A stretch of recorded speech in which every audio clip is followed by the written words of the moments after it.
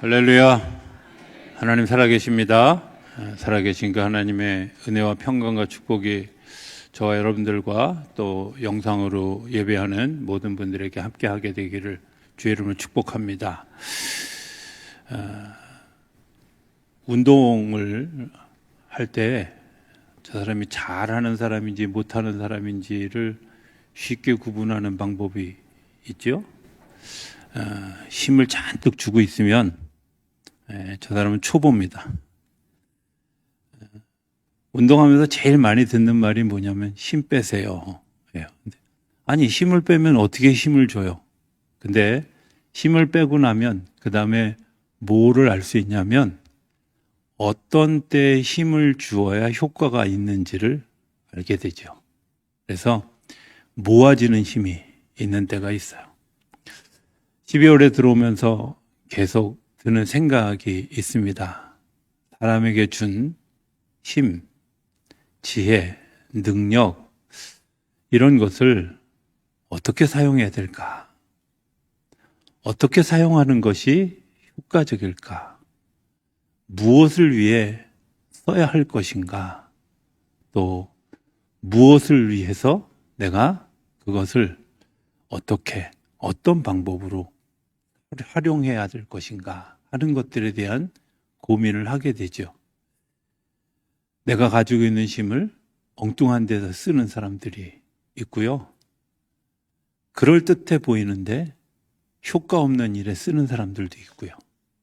어떤 사람들은 잘 사용한 것 때문에 오늘뿐만 아니라 내일을 만드는데도 사용되어지는 것들을 보게 됩니다.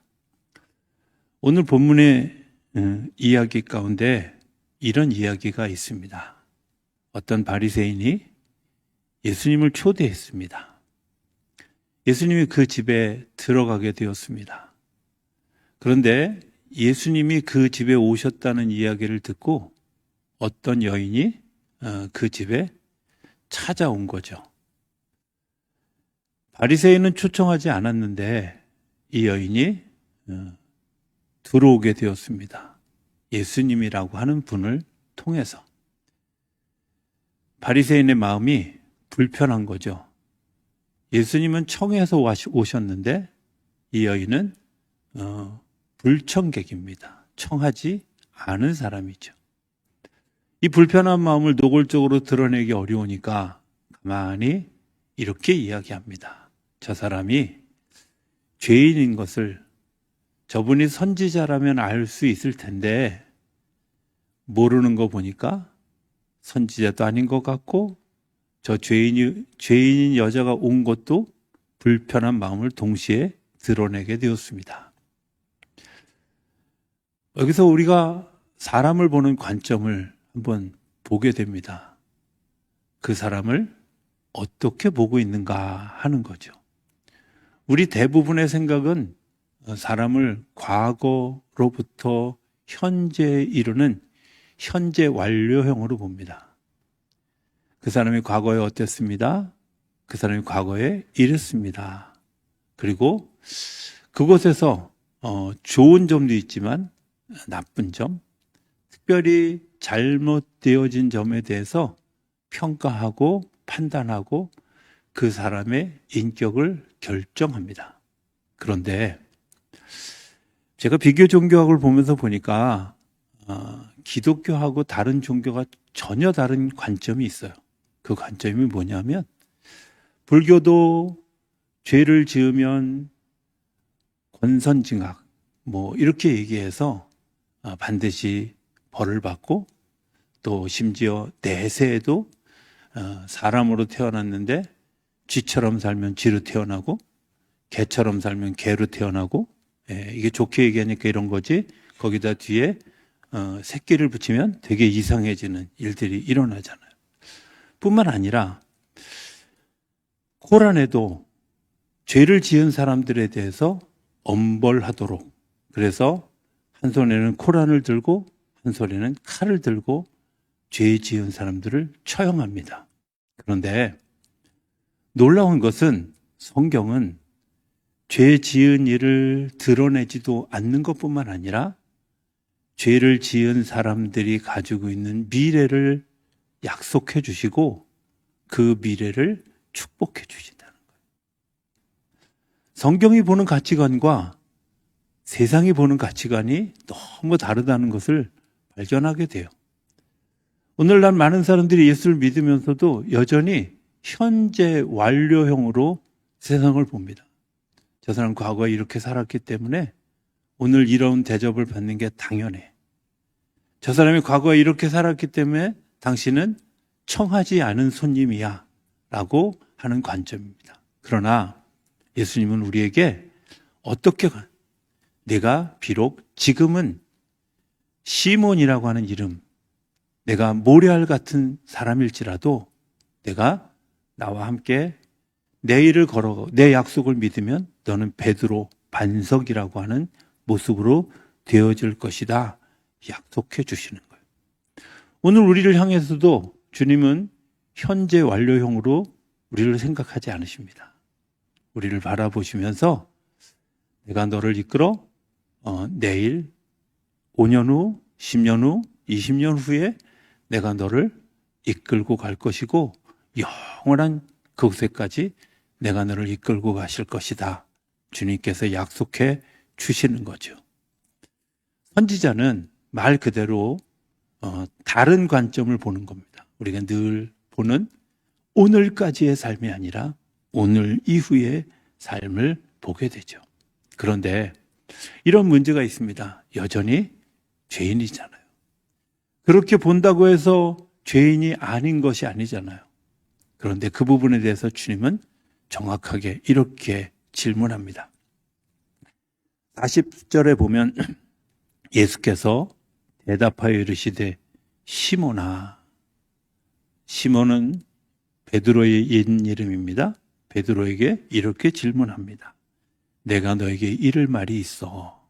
그러면서 하는 얘기가 빚진 사람이 두 유형의 사람이 있는데 하나는 500데나리온을 빚을 지고 한 사람은 50데나리온의 빚을 졌어. 그런데 그 빚진 사람들을 탕감해 주면 누가 더 사랑을 받은 사람일까요? 라고 예수님이 베드로에게 질문하는 거예요. 오늘 우리에게 그렇게 질문하신다고 생각이 되어져요. 네, 제가 죄를 많이 지었어요. 어떤 사람은 죄를 정말 손톱의 때만큼밖에 안 되는 죄를 지었어요. 근데 탕감받고 나면 누가 더 사랑받는 사람일까요?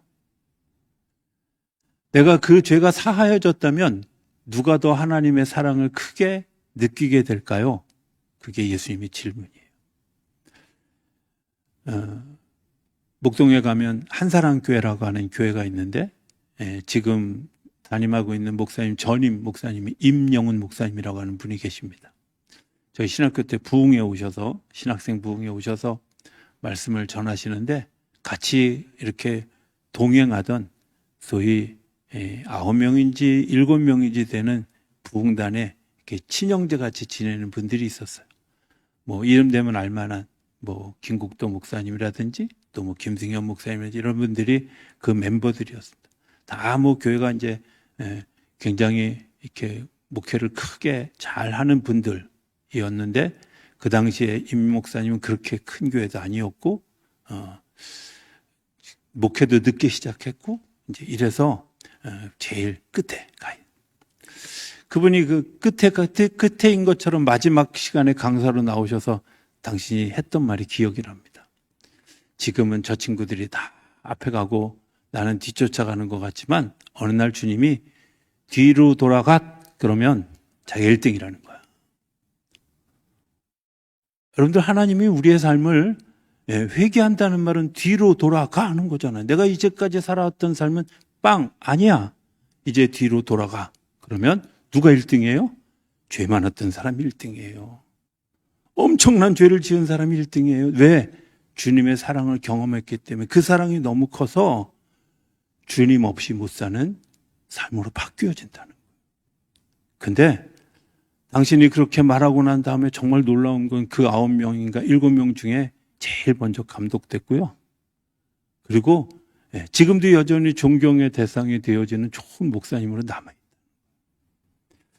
오늘 하나님이 우리들 삶에 내가 과거에 지었던 모든 죄를 내가 용서해 뒤로 돌아가 할 때 1등에 서는 그런 놀라운 은혜가 우리에게 있는 줄로 믿습니다. 주님의 은혜로만 이 일이 가능합니다. 주님의 은혜로만 구원받을 수 있습니다.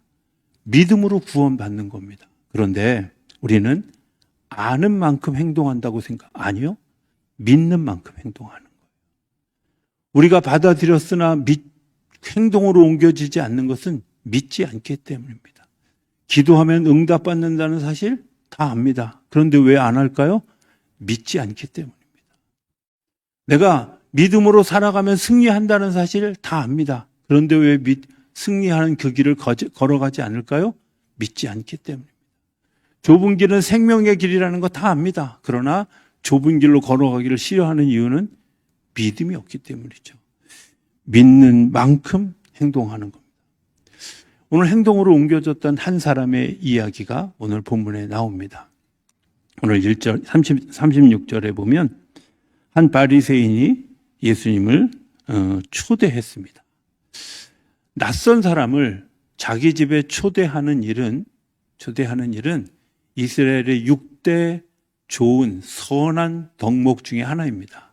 환자를 위해서 기도하는 일, 이웃을 돌보는 일, 또 기도하는 일, 그리고 환자를 방문하는 일, 등등의 6가지 덕목이 있는데 그 중에 하나가 낯선 사람을 초대해서 식탁을 베푸는 일입니다. 이 바리새인은 정말 훌륭한 사람이죠. 훌륭한 일을 했습니다. 그리고 그것 때문에 예수님이 그 자리에 서게 되었습니다. 그런데 예수님이 사건이 일어난 그 사건의 주인공인 여자는 칭찬하면서 이 사람에 대해서 별말하지 않는 것을 보게 됩니다. 어거스틴이라고 하는 사람이 인간에 대해서 2가지를 얘기하는데 인간에는 2가지 유형이 있다. 하나는 죄인인데 자기가 죄인인 줄 모르는 사람. 또 하나는 자기가 죄인인데 죄인인 것을 아는 사람. 언젠가 어느 책에서 읽었던 이야기 가운데 이런 이야기가 있었습니다. 백부장이 전투에 나가게 되었습니다. 백부장은 대부분 로마 시대의 백부장은 전부 이방 사람들이었습니다. 그런데 그가 예수를 믿는 사람이었던 거죠. 그런데 그 전쟁터에서 이 사람이 독화살을 맞고 그 독화살에 의해서 죽어가며 하나님 앞에 자기를 구원해 주기를 기도하는 겁니다. 하나님 앞에 먼저 이렇게 기도했습니다. 하나님, 제가 나라를 위해서 생명을 바쳤습니다. 지금도 전쟁터에 나와 있지 않습니까? 그런데 하늘의 문이 열리지 않는 거예요. 조금 더 시간이 있어서 다시 한번 주님께 기도합니다. 하나님, 제가 전쟁터에 나갔어도 고아와 과부를 돌보고 불쌍한 사람들을 돌봤습니다. 이 정도면 내가 하늘의 문을 열 수 있지 않을까요? 여전히 하늘의 문이 열려지지 않습니다. 이 사람이 다시 기도합니다. 제가 백부장으로서 최선의 도리를 다했습니다. 맡겨진 역할을 잘했습니다. 하나님 열어주십시오. 여전히 하늘의 문이 열려지. 그런데 생각해 보니까 자기가 얼마나 큰 죄인이라는 사실을 깨닫게 되고, 주님, 제가 그곳에 감히 들어갈 수 없는 죄인입니다. 저를 불쌍히 여겨주소서. 근데 그때 하늘의 문이 열려졌다는 거예요. 내가 죄인인 줄 아는 사람, 내가 죄인인 줄 아는 사람은 모든 문제의 근원이 나 때문인 것을 얘기합니다.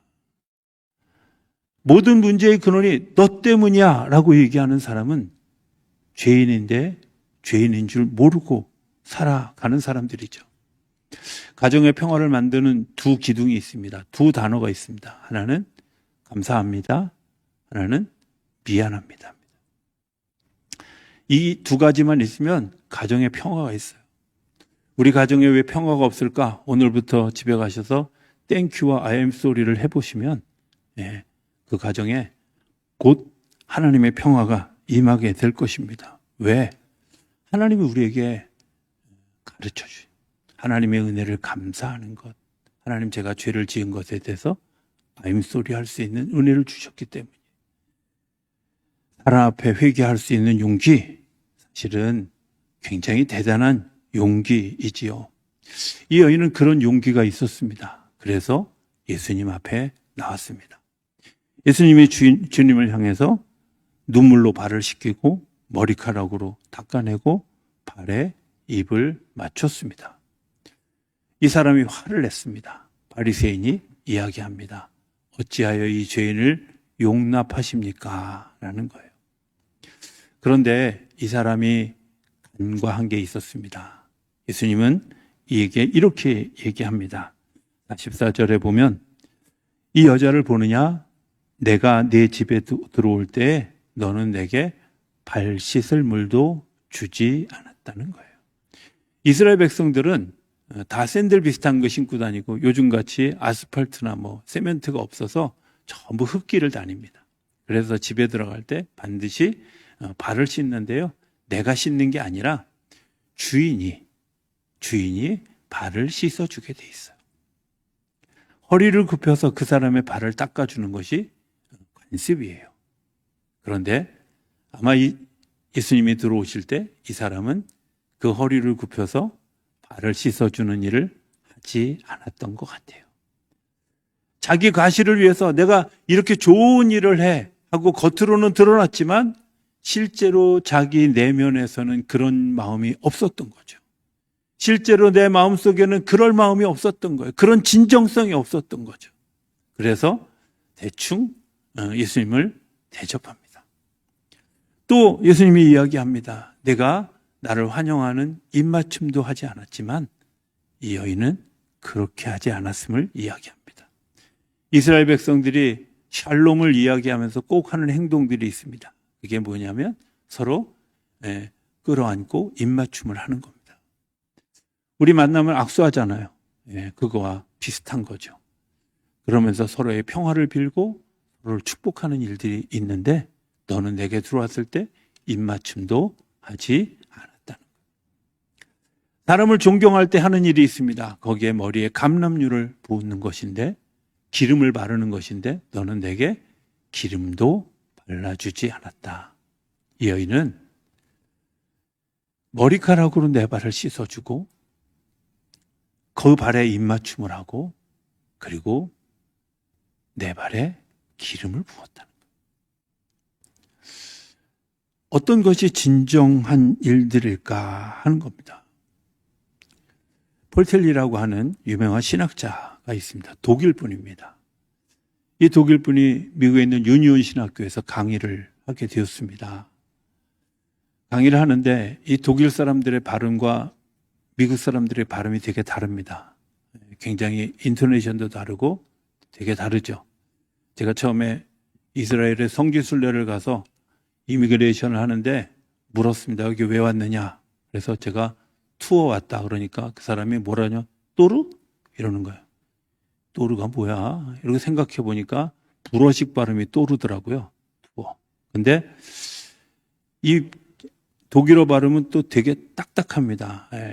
와터 이런 식으로 발음합니다. 와러 이런 발음을. 그러니까 그 얘기를 그냥 이렇게 들으면 이렇게 들으면 잘 모르는데 강의를 1시간 내내 하는데 그 이상한 독일어식 발음을 가지고 막 발음을 하니까 학생들이 웃는 거예요. 비웃는 거죠. 어떻게 저런 발음을 가지고 강의를 해 못 알아듣고 막 짜증이 난 거예요. 폴틸리가 굉장히 마음에 상처를 입었습니다. 내가 다시 독일로 돌아가야 하나 하는 그런 고민을 하고 있을 때 엽서 한 장을 받습니다. 이 엽서에는 이렇게 쓰여져 있었습니다. 교수님 힘내세요. 우리가 웃은 것은 교수님의 발음 때문이지 교수님의 강의 내용을 보고 웃은 것은 아닙니다. 교수님 사랑합니다. 존경합니다. 롤리 메이 이렇게 써. 당신의 강의 때문에 웃은 것이 아니라 당신의 발음 때문에 웃은 것입니다. 그러나 나는 당신을 여전히 존경합니다. 사랑합니다. 롤리 메이라는 사람은 유명한 심리학자입니다. 이 두 사람이 만들어낸 그런 소위 문화의 신학이라든지 이런 놀라운 일들이 20세기, 21세기를 지나면서 기독교의 굉장한 기틀이 되는 일들을 만들어 가게 되었습니다. 누군가 나를 인정해 준다는 것, 누군가 나를 받아들여 준다는 것.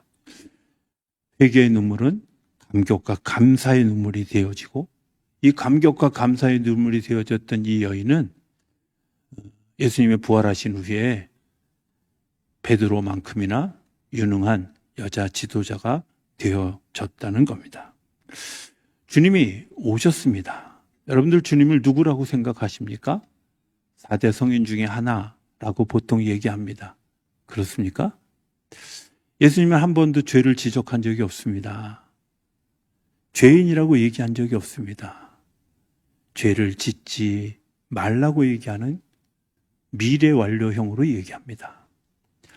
오늘 우리를 죄인이라고 따돌리지도 않습니다. 그러나 석가도 발라도 공자도 그렇게 얘기하지 않습니다. 차원이 다른 삶을 얘기합니다. 요한복음과 또 마태복음과 마가복음은 분명하게 얘기합니다. 이분은 하나님의 아들입니다.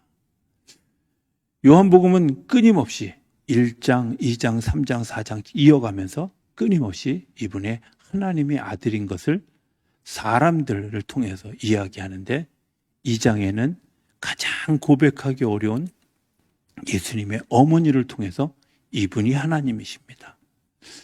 20장에는 가장 의심 많은 도마라는 사람을 통해서 이분이 하나님입니다 라는 이야기를 하고 있습니다. 마태복음 27장에 보면 백부장이 예수님의 죽으심과 부활하심을 보고 이야기합니다. 이분이 진정 하나님의 아들입니다. 아들이었습니다. 오늘 우리가 성탄절을 준비하며 크리스마스를 준비하며 우리가 어떤 분을 기다리고 계시나요? 하나님의 아들 예수입니까? 아니면 사람들이 얘기하는 것처럼 성인입니까? 아니면 그냥 나에게 좋은 것을 말씀해 주시고 좋은 것을 지도해 주시는 선생님 정도로 여기고 있습니까? 초대교회의 많은 사람들은 예수님을 거부했습니다. 바리새인들, 사두개인들은 알고 있음에도 불구하고 외면했고, 서기관들은 역사적 증거가 있는 것을 알면서도 가지 않았고, 헤롯은 그 사실을 알고 사람을 죽이는데 자기의 힘을 사용했습니다. 눈여겨보지 않은 목동들은 예수님께 다가와서 그분을 인정하고 받아들였고, 동방, 지금의 인도나 파키스탄에 있었던 이 박사들은 그곳에 와서 이분이 왕이십니다, 이분이 선지자이십니다, 이분이 구원자이십니다 하고 고백하는 예물을 드렸습니다. 여러분들은 어디에 있습니까? 여러분들은 누구입니까? 성탄을 준비하며 기다리는 오늘 우리에게 왕으로 오신 그분, 구원자로 오신 그분, 하나님의 아들로 이 땅에 오셔서 이 땅의 죄를 사하시고 우리를 하나님의 자녀 삼으시려고 하는 곳으로 오신 그분을 내가 온 가슴으로 받아들일 수 있는 성탄절이 되어질 수 있게 되기를 기대합니다. 그리고 그것을 발견한 기쁨을 누리고 성경에 기록된 동방의 박사 세 사람처럼, 목자들처럼, 주님을 만났던 사람들처럼 그런 만남의 축복이 일어나는 이번 2024년의 성탄절이 되어질 수 있게 되기를 주의 이름으로 축복합니다.